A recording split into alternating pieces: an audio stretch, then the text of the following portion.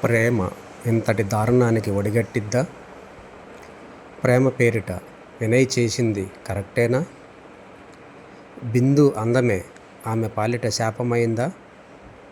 ఇప్పుడు మనం ఈ కథలో తెలుసుకుందాం. Hi hello welcome back to our channel shadow రహస్యాలు. చీకటిలో దాగి ఉన్న రహస్యాలు.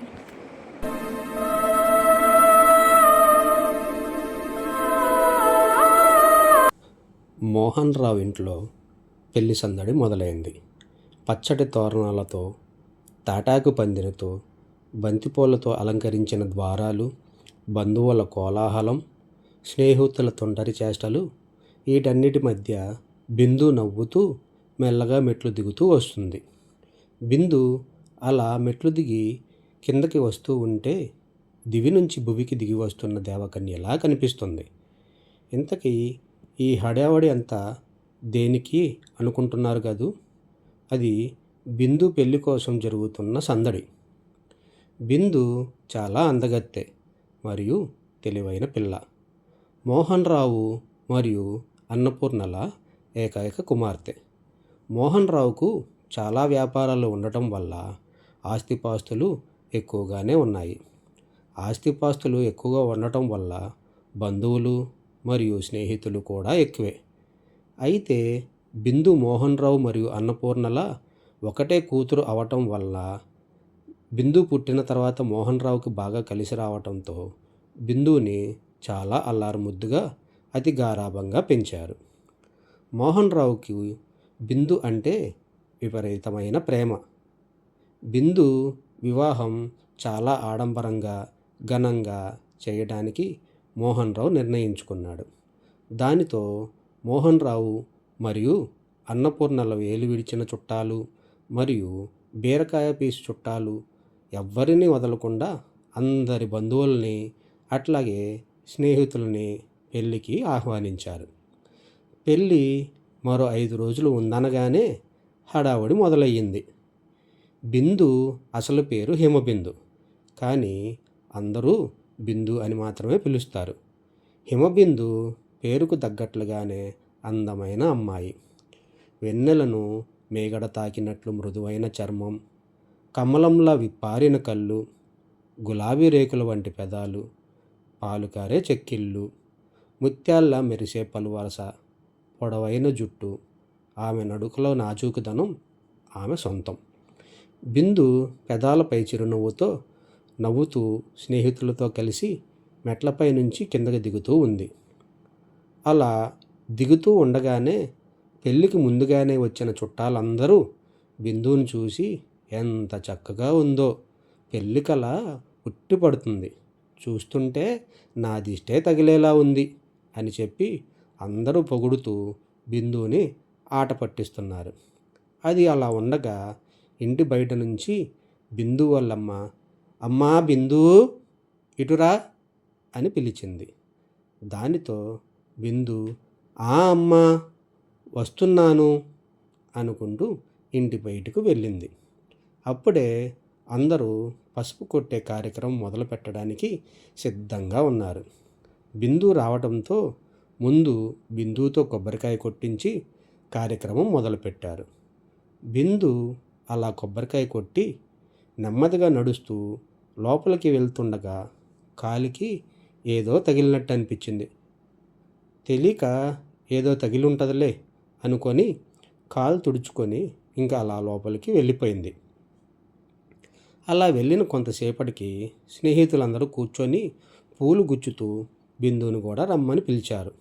ఏయ్ బిందు, ఇటు రావే, మాతో పాటు కాలక్షేపం చేద్దు కానీ, ఎలాగో పెళ్ళయిన తర్వాత మమ్మల్ని కలవమన్నా కలవవు కదా అని పిలవడంతో బిందు వెళ్ళి వారి స్నేహితుల మధ్య కూర్చుంది. అలా కూర్చొని స్నేహితులందరూ వారి పాత జ్ఞాపకాలు నెమరు వేసుకుంటూ ఉండగా బిందు మాత్రం సైలెంట్గా ఉండిపోయింది. ఏమీ పట్టనట్లు శూన్యంలో చూస్తూ అలాగే ఉండిపోయింది. పక్కనే ఉన్న స్నేహితులకి ఏమీ అర్థం కాక, ఏమే ఇంత పెద్ద జోక్ వేస్తే కనీసం నవ్వవేంటి, ఎక్కడ ఆలోచిస్తున్నావు, కొంప తీసి ధ్యాసంతా నీ కాబోయే భర్త గారి మీదకు వెళ్ళిందా ఏంటి అని పరిహాసం చేశారు. అయినా కూడా బిందు ఏమీ మాట్లాడకుండా సైలెంట్గా లేచి నడుచుకుంటూ మెట్లపై ఉన్న తన గదిలోనికి వెళ్ళి తలుపు వేసుకుంది. ఈలోగా బిందు వాళ్ళ నాయనమ్మ వచ్చి బిందు డోర్ కొట్టి బిందు బిందు అని పిలిచింది. కానీ లోపల నుండి తలుపు తీయకపోవటంతో వాళ్ళ నాయనమ్మ కంగారుగా మెట్లపై నుంచి కిందకి దిగి వచ్చి తన కొడుకైన మోహన్ రావుతో విషయం చెప్పింది. వెంటనే మోహన్ రావు భార్యతో కలిసి కంగారుగా పైకెళ్ళాడు. పైకెళ్ళిన మోహన్ రావు మరియు అన్నపూర్ణ డోరు కొడుతున్నప్పటికీ డోరు తీయకపోగా ఎటువంటి శబ్దం రాకపోవటంతో భయంతో అందరూ వచ్చి గట్టిగా తలుపు బాదుతుంటే అప్పుడు ఎప్పటికో బిందు నిదానంగా తలుపు తీసి ఏమీ మాట్లాడకుండా అలాగే నిదానంగా వెళ్ళి తన గదిలోని మంచంపై కూర్చొని మౌనంగా చూస్తుంది. అప్పుడు మోహన్ రావు, ఏంటమ్మా బిందు, అరగంట నుండి తలుపు కొడుతుంటే తలుపు తీయట్లేదు అని చెప్పి అడగగా బిందు మాత్రం ఏమీ పట్టించుకోకుండా శూన్యంలోకి చూస్తూ అలా ఉండిపోయింది. మోహన్ రావుకు ఏమీ అర్థం కాక, ఏంటి ఇప్పటిదాకా ఎంతో చలాకీగా ఉన్న పిల్ల ఉన్నట్లుండి ఒక్కసారిగా ఇలా అయిపోయింది, ఏమైనా దిష్టి తగిలిందా అని చెప్పి మోహన్ రావు పక్కనే ఉన్న అన్నపూర్ణతో ఇలా అన్నాడు. అన్నపూర్ణ, పిల్లకి ఏమైనా దిష్టి తగిలిందేమో, దిష్టి తీయి, పిల్ల ఒక్కసారిగా డల్ అయిపోయింది అని అన్నాడు.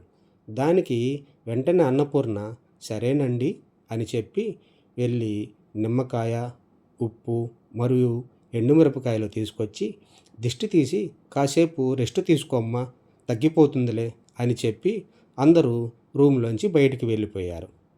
కానీ బిందు వాళ్ళ నాయనమ్మ మాత్రం బిందుకి తోడుగా కూర్చుంటానని చెప్పి అక్కడే కూర్చుంది. ఇంకా బిందుతో ఏదో మాట్లాడుతూ అలా కాసేపు సమయం గడుపుదామని కూర్చున్న నాయనమ్మకు కొంతసేపటి తర్వాత రూములో ఒక మూల నుండి ఎవరో ఏడుస్తున్నట్లుగా నిదానంగా ఒక మూలుగుడు వినిపించింది. అది నిదానంగా మొదలై ఒక్కసారే పెద్ద పెద్ద శబ్దంతో ఏడవటంతో బిందు వాళ్ళ నాయనమ్మ గమనించింది. బిందు వాళ్ళ నాయనమ్మ పరీక్షించి చూడగా అది ఎవరో కాదు, బిందునే. బిందు రూములోని ఒక మూలను కూర్చొని జుట్టు విరపోసుకొని మోకాళ్ళపై తలపెట్టి నిదానంగా ఏడుస్తూ ఉంది. బిందుని చూసి భయపడిపోయిన నాయనమ్మ, ఏంటమ్మా బిందు, అలా ఒక్కదానివే కూర్చొని ఏడుస్తున్నావు అని అడిగింది. అప్పుడు బిందు నిదానంగా తలపైకెత్తి తన ఎరుపెక్కిన కళ్ళతో వాళ్ళ నాయనమ్మను ఓరగా చూస్తుంది. ఆ దృశ్యాన్ని చూసిన బిందు వాళ్ళ నాయనమ్మ ఒక్కసారిగా భయపడిపోయింది. ఎందుకంటే బిందు మొహం పొడిబారినట్లుగా తెల్లగా, తన కళ్ళ చుట్టూ నల్లగా, కళ్ళు ఏమో ఎరుపెక్కిపోయి పెదాలు పొడిబారి పగిలిన పెదాల నుండి రక్తం కారుతున్నట్లు కనిపించింది.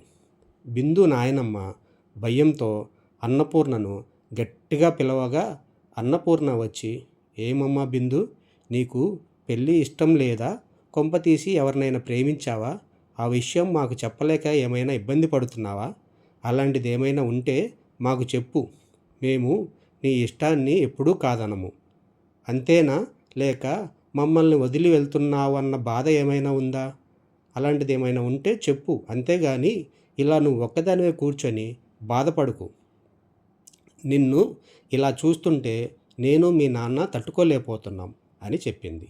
బిందు మాత్రం దానికి బదులేమి ఇవ్వకుండా అందరూ రూమ్లోంచి బయటికి వెళ్ళండి అని గట్టిగా అరిచింది. దానితో చేసేది ఏమీ లేక బిందు వాళ్ళ అమ్మ మరియు నాయనమ్మ రూమ్లోంచి బయటికి వచ్చేశారు. అలా మధ్యాహ్నం తలుపు వేసుకున్న బిందు సాయంత్రం దాకా తలుపు తీయకుండా ఒక్కతే రూములో ఉంది. ఇంటికి వచ్చిన చుట్టాలు మరియు స్నేహితులు అందరూ మోహన్ రావును, అన్నపూర్ణను, బిందు ఏది, బిందు ఎక్కడా కనిపించట్లేదు అని అడుగుతున్నారు. వచ్చిన వారందరూ అలా అడగటంతో మోహన్ రావుకు మరియు అన్నపూర్ణకి ఏం చెప్పాలో తెలియక, పిల్లకి కొంచెం నలతగా ఉంది, అందుకే రూమ్లో రెస్ట్ తీసుకుంటుంది అని చెప్పారు. ఇంకా అలా చీకటి పడటంతో బిందుని భోజనానికి పిలిచారు.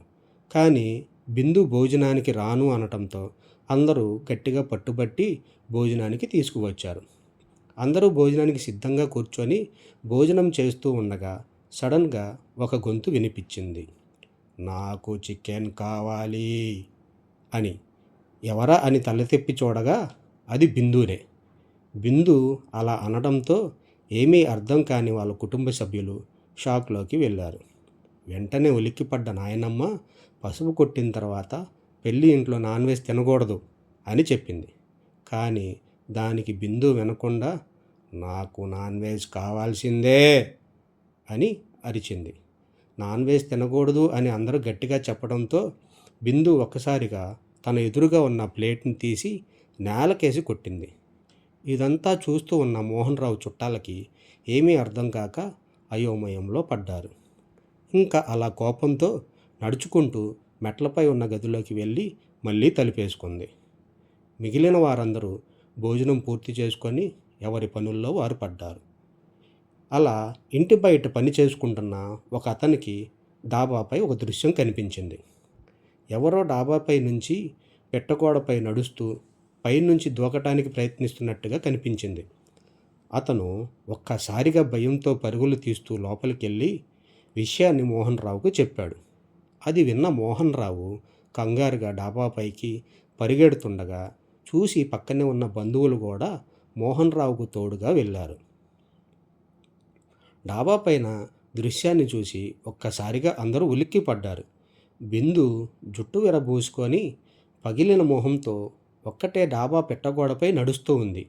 ఆ దృశ్యాన్ని చుట్టాలందరూ చూసి భయంతో పరుగులు తీసి బిందువుని గట్టిగా పట్టుకొని కిందకి దించి రూమ్లో పడుకోబెట్టారు.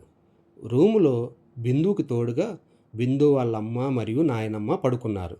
రాత్రంతా బిందు వింత వింత శబ్దాలతో తలను గోడకు కొట్టుకుంటూ, చేతులతో తన మొహాన్ని తాను రక్కుకుంటూ, జుట్టును గట్టిగా పీక్కుంటూ, పెద్ద పెద్ద శబ్దాలతో గట్టిగా ఏడ్చుకుంటూ వింతగా ప్రవర్తించింది. ఇంతలోపే తెల్లారింది. మరుసటి రోజు ఉదయం సరోజినమ్మ వచ్చింది. వచ్చి బిందువుని చూసి, ఏంటి పెళ్ళి కావాల్సిన పిల్ల ఒక్కసారిగా ఇలా అయిపోవటానికి కారణం ఏమై ఉంటుంది అని చెప్పి సరోజిని అన్నపూర్ణని అడిగింది. అన్నపూర్ణ, ఏమో నాకు తెలియదండి, నిన్న మధ్యాహ్నం నుంచి ఇలాగే చేస్తుంది అని చెప్పింది. సరోజిని కొంత పాతకాలం మనిషి. తనకి కొన్ని మూఢనమ్మకాల మీద, చేతబడుల మీద అవగాహన ఉండటంతో పిల్లను చూసి పిల్లకి ఏదో పట్టినట్టుంది అని చెప్పింది. ఇంతకీ సరోజిని ఎవరో చెప్పనే లేదు కదూ.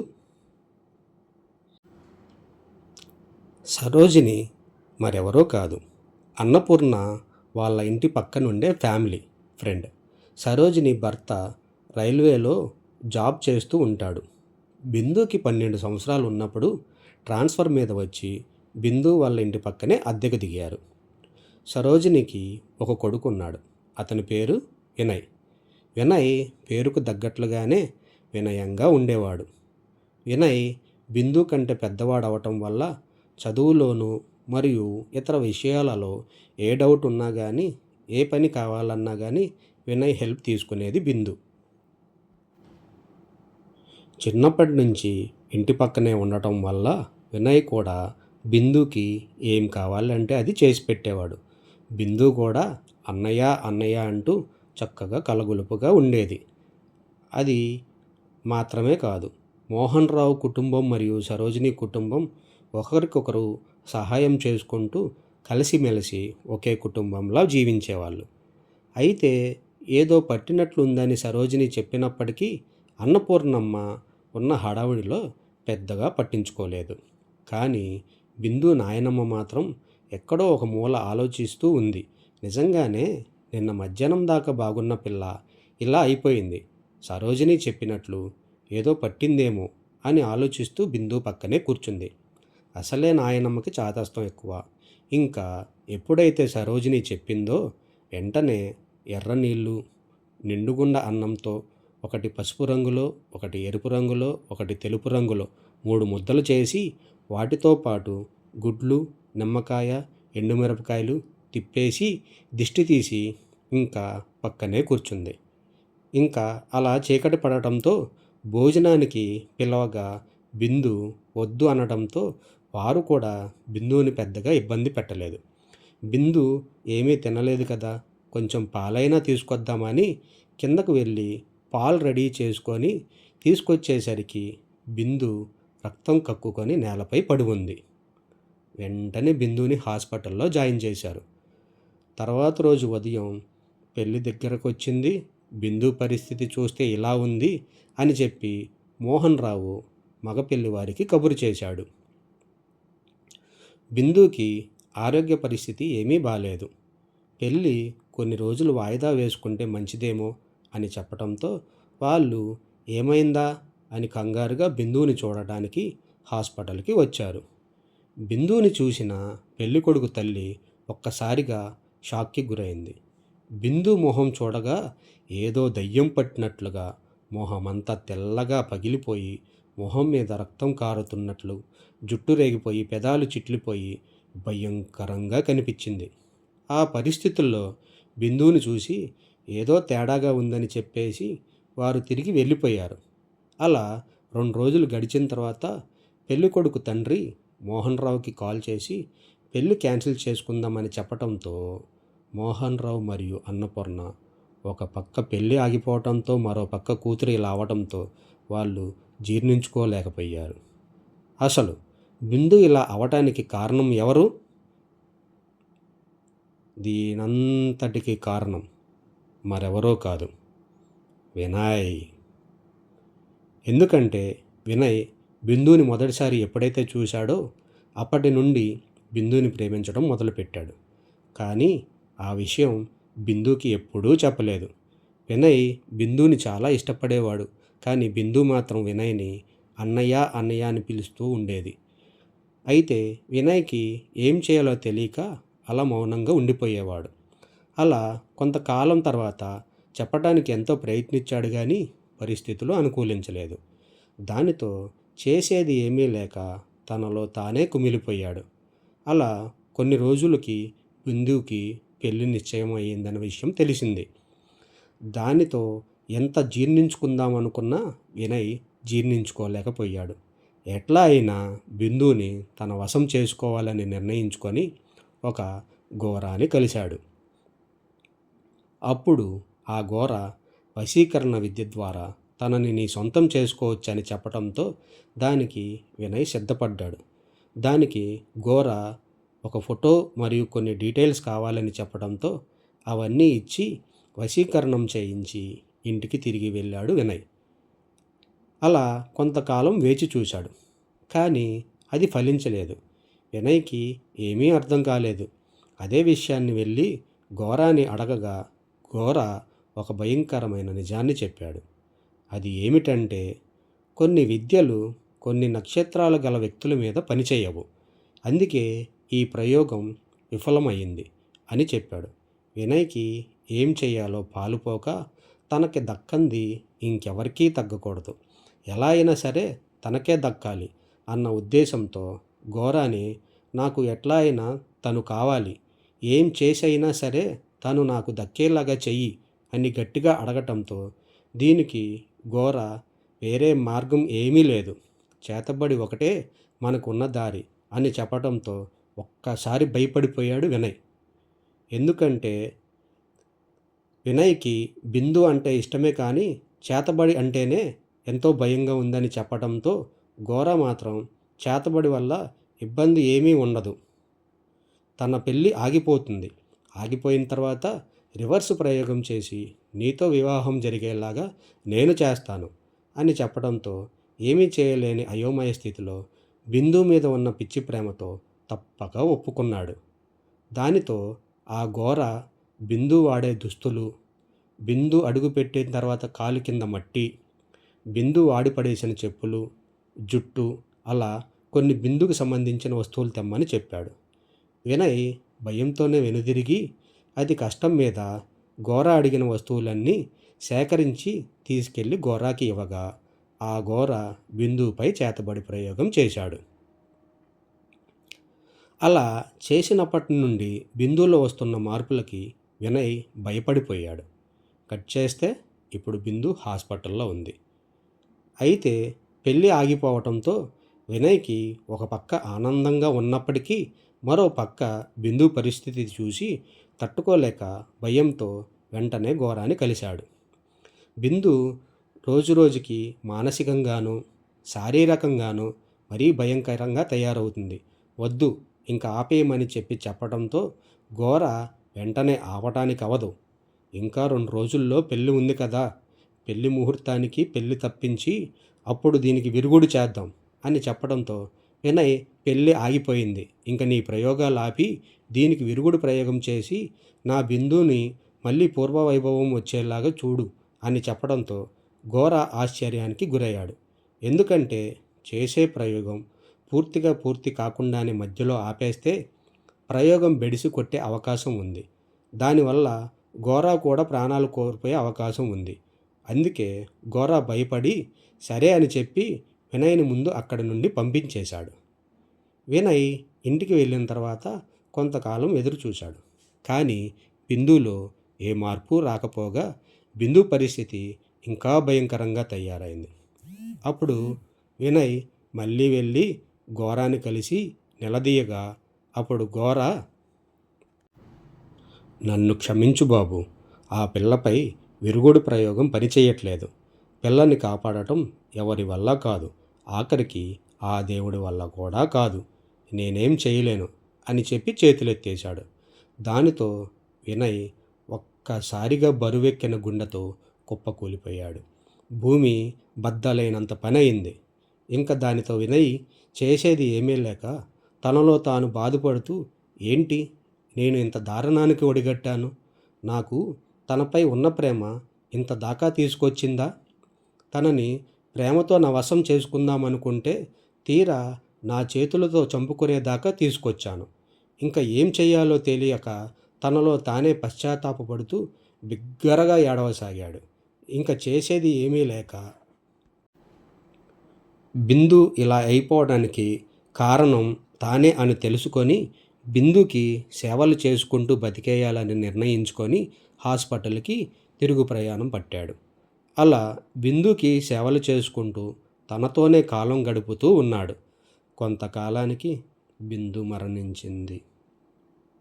బిందు మరణించటంతో బాధను తట్టుకోలేక వినయ్ కూడా కొంతకాలానికి ఆత్మహత్య చేసుకున్నాడు. వినయ్ మరణం తనకు తగిన శాస్తి అనుకోవాలా, లేక బిందుపై తనకున్న అపారమైన ప్రేమ అనుకోవాలా? బిందు జీవితం అంతం చేసే హక్కు వినయ్కి ఎవరిచ్చారు? బిందు మరియు వినయ్ల తల్లిదండ్రుల బాధను ఎవరు తీర్చగలరు? ఈ కథ మీకు నచ్చినట్లయితే లైక్ చేసి షేర్ చేయండి. ఇలాంటివి మరెన్నో కథలు వినాలి అనుకుంటే మా షాడో రహస్యాలు యూట్యూబ్ ఛానల్ను సబ్స్క్రైబ్ చేసుకోండి. మీరు కూడా మీ నిజ జీవితంలో జరిగిన సంఘటనలు మరియు కథలు మాతో షేర్ చేసుకోవాలనుకుంటే మాకు ఈమెయిల్ చేయండి. shadowrahasyalu@gmail.com